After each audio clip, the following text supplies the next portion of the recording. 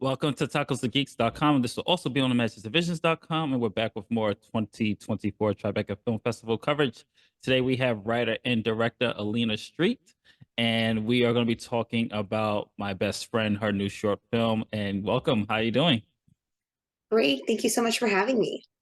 This was a really good film. We're gonna a lot to unpack with this because I found this so relatable. A lot of people can really relate to this because this is just such a realistic look and take on a situation like this. So my first question is, what inspired you to write this? I have been spending the last 4 years of my life mostly in like the documentary world.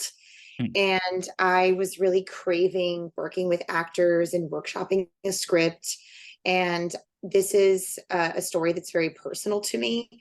And I really wanted to tell it. And I don't know, my stories, my scripts are usually very personal, and there's just this visceral reaction that occurs when it's ready to be told. I'm ready to tell it.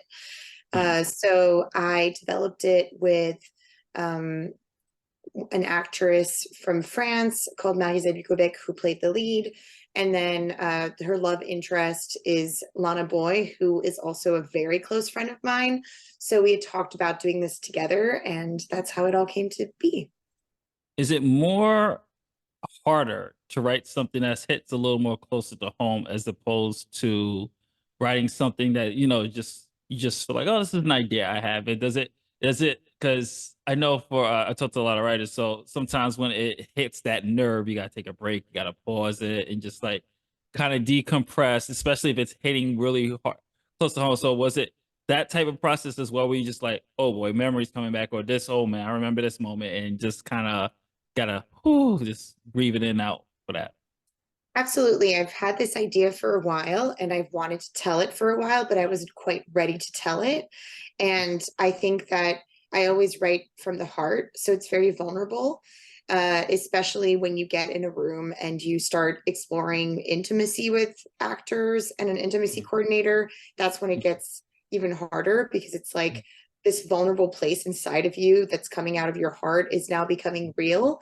But then thankfully you have movie magic and you can also distance yourself from that. And then your actors will do a great job as well of readapting how they think that the characters should also be. So that's helpful. And speaking of the directing part of it, just go switch gears from writer to director. What was it like directing something? Like you just say, you just had to remove yourself from certain things, but personal, but seeing it kind of live and things play out. And how long was the shoot? And what was some of the challenges for you for shooting, or what you would find most difficult? So it was a 4 day shoot for a 20-minute movie, which is quite ambitious, but it's not too little time either. It always feels like not enough time. But we did a lot of rehearsals with the actors in advance. The real like the writing feels realistic because I workshopped my scripts with my actors. And it's also in French and English because it was very important for me, since I'm French American, to really play with this intimacy within their language as well. So I chose actresses who are both comfortable in, well, they're mostly French, but they're also very comfortable in English. One of them is an expat living in America, and the other lives in France. So I connected them through their culture on the film, which was great. And the rehearsals, we worked a lot with language. Um, and elements that they said to me worked better for them, I kept. And that made it for, like, that helped me as a director to make sure that they were comfortable and I was comfortable. And then we also worked with an intimacy coordinator to very early on create a safe space on set where my actresses felt like they were in a place where people knew what was happening. It's also not just for the actors, it's also for the crew. And we had mostly women on our crew too, which really helped elevate the voices of my actresses. And I felt very supported with my people. That was also very important to me as a director, because too often there are safety issues on set when you're not Yeah. well surrounded. And that was something I really, really wanted for my set, is to feel safe so that we could get the best result on the screen. So yeah, we did a half a day where we sort of gallivanted around New York, where we were using New York as like I wanted them to use New York as their playground. It's like when they're Mhm. together, they forget about the world around them and they just explore the city. So we filmed them on the New York ferry, just having a moment together. I actually did send them alone to do things so that they could also connect more, just Yeah. as friends without me. I set up some activities for them. I had them go to a museum together. I had them get their nails done. Um, and so they were more familiar. They had more banter as well that I really liked, and that helped their chemistry. And then we shot 2 days in a house, and then and then one day where we just shot the intro and we shot the jacuzzi scene because that was a separate location. Wow, there's a lot to unpack with that one. That's amazing though. I love the fact that, and that's one thing with the actors too, is that's very important for them to actually have that organic chemistry. So when it's time to play the characters, it's already just transferring there. I also want to ask about you said with, for those who probably don't know what the intimacy coordinator is, that's for the actors to get comfortable if they're doing a love scene or an intimate scene, correct? That's Yeah. correct. And I think Mhm. a lot of the times we don't think about intimacy coordinating, but I think the best way to explain it is it's like an intimacy scene, a love scene is an action scene. So ever since we started making movies, we would have a stunt coordinator that would help you choreograph the action scene. And this is someone who specializes in love and like intimacy scenes choreographing. Okay, now, folks, you know what that is because I heard about it, but I didn't realize how it was like it's used as much as it is now, which is actually really good. Yeah. I definitely want to talk about the other characters here, especially won't get into spoiler territory, but there is certain things like that theme of the platonic friendship and close friends end up falling, or at least one of them. One probably has more feelings than the other. One is in a relationship, and one is actually things develop on this trip. And what I loved about it is like it takes such a realistic approach, and just even with the ending, it's realism. It's just like at the end of the day, I'm still with this particular partner, and you see it in that hug at the end. They're hugging and you can see it in her face. She's just like going back to, it's just like I watched that, I was just like, that is so realistic. Was it important for you to make it not like that cookie cutter, like, oh, and they ended up happy ever after this, and oh no, she realized that? No, it was just like, I'm still in this relationship, I'm gotta work this out and things like that. Was that important for you to like go for a more realistic approach than the typical, usually with that fairy tale ending, like, oh, and they lived happily ever after type of thing? Right. I did think about the ending a lot, and I Mm, wanted it to be happy or I wanted it to be very sad. And then I thought the best endings are really the ones that are ambiguous, and that yeah. exactly like the viewer is left with the emotion that they want more, and that they can feel connected to the main character and really connect with the emotions like you're describing. It feels real that way because nothing is black and white. And the lead character just had a breakup.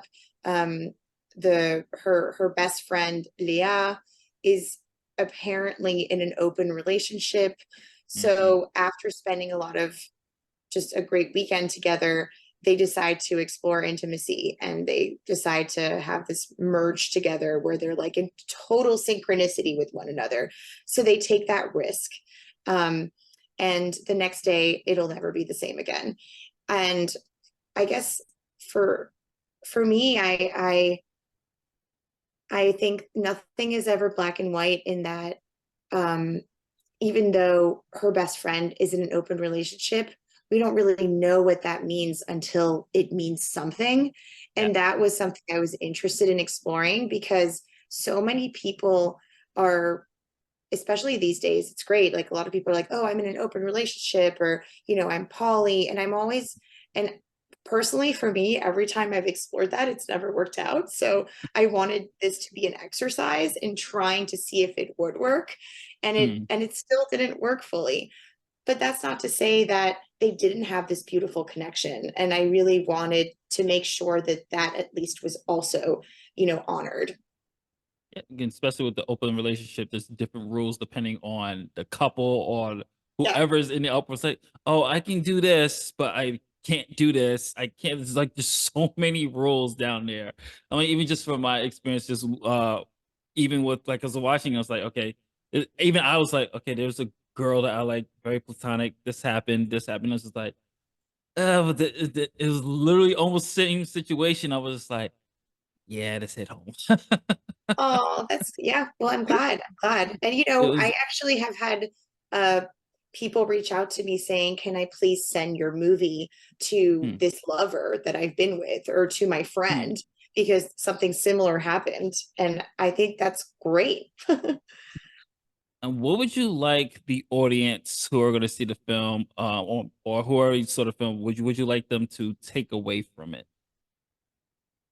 I think it's this idea of um I don't know. I think that I want people to feel like they can do that, that they can just let down their guard and take those risks of connecting with someone because it's so empowering. And I think the fact that people are really responding to it in such a positive way is just really wonderful. I think that, the past few years with the pandemic, we've all been very distanced from one another, and I really wanted to make a movie where people are connected and where people are happy to be in each other's presence and physically and mentally. So it's also a bit of a celebration of that. And last two questions. The next question will be: as a writer and a director, which one did you find to be most challenging? Was it editing? Was it the directing part, or was it just coming up with all these characters, the story, and fitting that into this world? Well, whenever I start writing, I really think about characters. And it's hard to think about characters because even though it is based on reality, you still need to really do the work of finding your characters past in that moment, what brings them to where they are, and you need to know what is happening in their future. So I think that's challenging, but when you start working with actors, that's what you discover even more. So the work doesn't just obviously there's you write the script, but it doesn't just stop there. You keep developing until you're like really, really done, like you said, like until the very last edit. Um, I I love all of it. I often direct fiction that I wrote. So I am lucky in that I feel like, because for me, it's really important to do that because I do want to really understand everyone and all my characters. It would be an interesting exercise for me to work with someone else's story. But so far, I've really liked to be the writer to then direct. That's just been easier for me to like really understand where I'm going with certain characters and certain stories. Um, but I think I wish the film was longer, always. My director's cut is definitely an additional like 5 minutes. Oh wow. Um, and yeah, I just, I expanded the intimacy scene. There's a little bit more laughter, a little bit more banter, like the dancing is longer. But Hmm. at the end of the day, when you do deliver a film, you have to think about story. And every scene is very important. Like it needs to mean something and it doesn't need to go on for too long, especially when you're in a short. So yeah, you kill, it's called killing your darlings. You just you cut and then you create what you can. Yeah. And the final question is: how can people keep up to date with your work? Is there a website or social media that they can follow to keep update with latest projects coming up?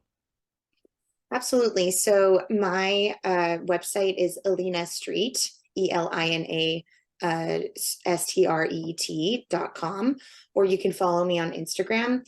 We are currently screening at Tribeca, And then we're going to Provincetown Film Festival this month. Then we're going to Short Fest in Palm Springs. And then we finish up with Frameline. We are on standby for a lot of other festivals. So really, I guess, stay tuned, because if you are somewhere in the US, there is likely going to be a screening. So, you know, definitely check out where we're going to be at.